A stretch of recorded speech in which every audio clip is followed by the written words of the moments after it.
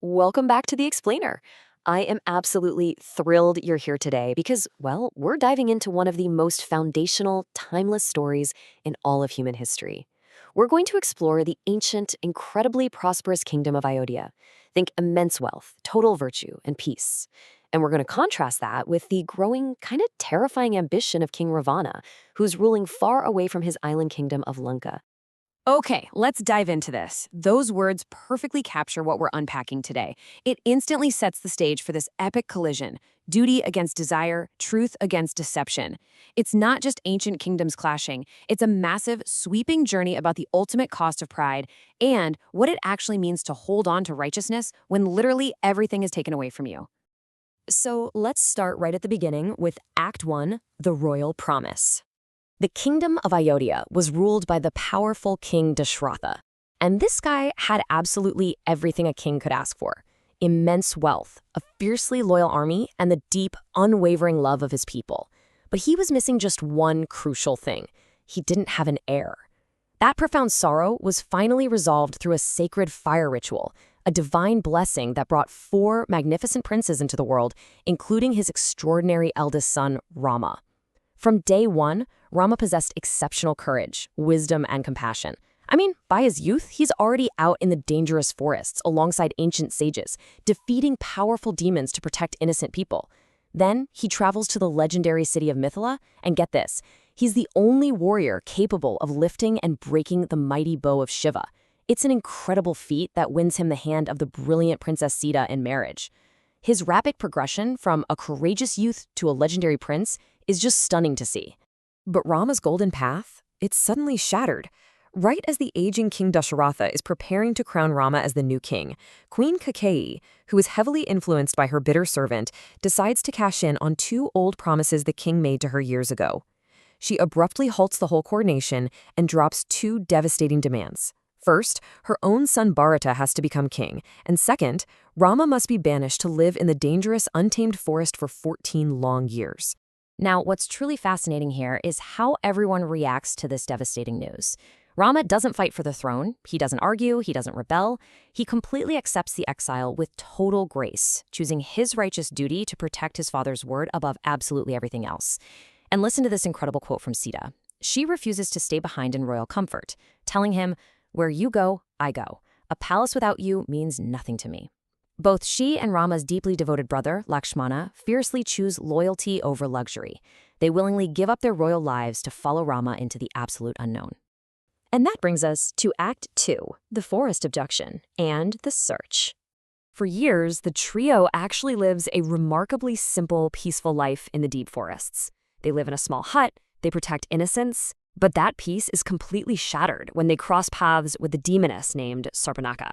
After she's rejected by Rama, her anger triggers a catastrophic chain of events that summons her brother, the terrifying 10-headed king of Lanka, Ravana.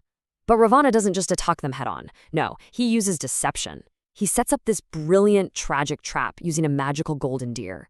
This beautiful illusion successfully lures Rama deep into the forest. And when a demon, disguised as the deer, cries out for help in Rama's exact voice, Sita panics. She begs Lakshmana to go help him. Lakshmana finally leaves her side, and just like that, Ravana's plot works. The trio is separated, leaving Sita completely unprotected. The very moment she is alone, Ravana strikes. He disguises himself as a wandering ascetic just to get close, and then boom, he reveals his terrifying true form, shouting, "I am Ravana, king of Lanka, come with me." He forcefully abducts Sita, flying her away into the sky in his aerial chariot. But she doesn't go without a fight, and neither does the giant noble eagle Jatayu. Jatayu fiercely battles Ravana high up in the sky, trying desperately to save her. He ultimately falls in battle, making a heroic, totally unforgettable sacrifice. But he lives just long enough to tell Rama exactly who took her. Now, what's really interesting about this next phase is who Rama aligns with to get Sita back. He forms a powerful alliance with the Monkey King Sugriva, and, more importantly, he meets Hanuman. You see, Hanuman isn't just about immense physical strength. He brings incredible intelligence, fearlessness, and a pure, unshakable devotion to Rama that completely changes the trajectory of this entire epic. Rama's new allies scour the earth and finally track Sita's location down to the distant, heavily fortified island kingdom of Lanka. But that leads to a massive question. I mean, how do you cross an impossible ocean? Well, the answer is Hanuman. Reminded of his own divine strength, Hanuman physically grows to an enormous size and makes a miraculous, thundering leap straight across the sea.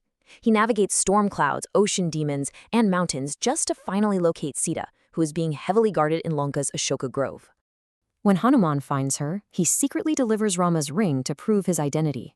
In return, he receives a precious jewel from Sita as a powerful message that she is waiting for rescue.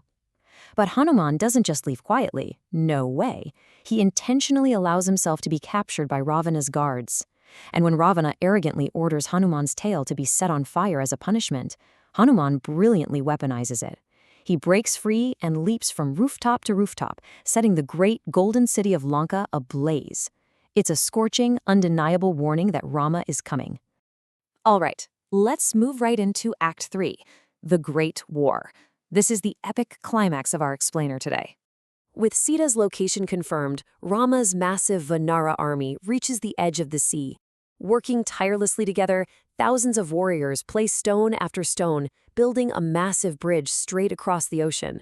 They march directly onto Lanka's shores to confront Ravana's formidable forces head-on. And the battle that follows? It is completely earth-shaking. Arrows fill the sky, war drums thunder, and during the violent clash, Lakshmana is mortally wounded by incredibly powerful weapons. He desperately needs a specific life-saving herb from a distant magical mountain. Hanuman flies there, but he can't identify the exact plant, so he makes this incredible promise. If I cannot find the herb, I will bring the mountain. With unbelievable, sheer strength, he uproots and lifts the entire mountain, carrying it all the way back across the sky to the battlefield just to save Lakshmana's life. As we approach the final duel, a crucial contrast really emerges here. On one side you have Rama. He's leading with righteousness, truth, and a strict adherence to duty. On the other side is Ravana. He possesses overwhelming, terrifying power and vast knowledge, but he is entirely blinded by his own pride and arrogance. As Rama actually tells Ravana's giant brother Kumbhakarna on the battlefield, immense strength without righteousness simply cannot win. The final clash between Rama and the 10-headed Ravana is the stuff of absolute legend. The ground shakes as Ravana enters in a magnificent chariot, fiercely boasting that Rama is going to die today. But Rama? He's perfectly centered and calm amidst the chaos. He prepares his divine weapon. He draws back his bowstring and releases his arrow, not out of hatred, not out of vengeance, but for truth, justice, and dharma. The arrow strikes true, and the mighty king of Lanka finally falls. You see, Ravana was immensely powerful, perhaps one of the most powerful beings in the world, but ultimately, he was defeated by his own blinding pride and his stubborn refusal to face the consequences of his actions. And that brings us to our epilogue, the eternal lessons. After the dust settles on the battlefield, Rama and Sita are finally, emotionally reunited. Their long, arduous 14-year exile is officially over. Together they travel back to Ayodhya, which is beautifully illuminated with thousands of glowing lamps by the celebrating citizens to welcome them home. Rama's crowned king, marking the start of an ideal age of justice, peace, and righteous leadership. But, to really grasp the magnitude of this text, we have to look past the narrative to the underlying philosophy. Dharma, it's righteous duty. It is the moral law governing human conduct and responsibility. Dharma is the true engine of this entire explainer. It's the reason Rama accepted his unfair exile, it's the reason Jatayu fought Ravana in the sky, and it's the core reason this epic has survived and resonated for literal millennia. And this philosophy is brilliantly embodied in the characters themselves. Just think about what they truly represent. Rama shows us the heavy weight of absolute responsibility. Sita models unshakable courage and resilience. Lakshmana defines fierce, unwavering loyalty. Bharata represents pure sacrifice. And Hanuman is the ultimate, unmatched symbol of devotion and humility. Each of these characters serves as a timeless archetype, teaching us how to battle our own internal darkness, our selfishness, and our ego. Which leaves us with this incredibly powerful, provocative final thought to wrap up our explainer. Dharma protects those who protect Dharma. The greatest battles aren't always fought with bows, arrows, or grand armies. They are fought within ourselves, every single day, between light and darkness. I really encourage you to reflect on this. How can you apply the courage, loyalty, and duty of these ancient lessons to the modern challenges in your own life? Thank you so much for joining me for this explainer, and keep seeking the light.